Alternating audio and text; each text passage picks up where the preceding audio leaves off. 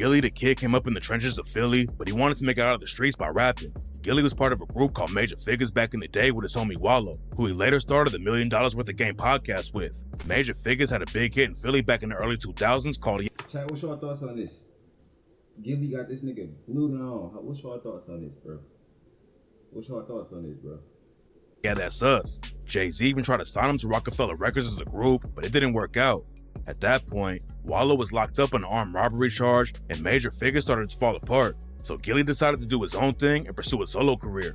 Back in the day, he was working with Birdman at Cash Money Records, but then they had a falling out because Birdman was allegedly playing with Ghillie the Kid's money. Lil Wayne took shots at Ghillie on the track Problem Solver and raps, "Ghillie, man, I don't think you niggas should really fuck with me. The gun off me urgently working and twerking it perfectly. Circle the block, I'm like fuck it. I'm busting them, I'm cussing them. Like fuck them. I buck them, I buck them, I buck them." Then Ghillie clapped back on the track Warning Shots and raps, "Stop playing with me, boy. Lil Wayne for OG spank you with the cannon. Give you all 17 shots from the cannon. And you don't want a war with my army. Go get your navy up.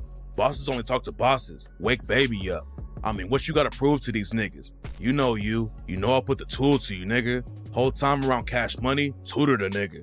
I guess that's what coke and ecstasy will do to a nigga." Ghillie had one foot in the streets too, and in 2006, he got robbed and shot 3 times. Ghillie pulled through and recovered, and that's when Ghillie really decided to switch up how he moved.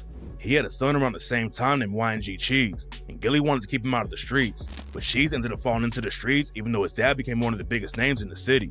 YNG Cheese got booked on drug charges and was drinking lean and popping perks too, but eventually he hopped in the booth and started grinding in the rap game.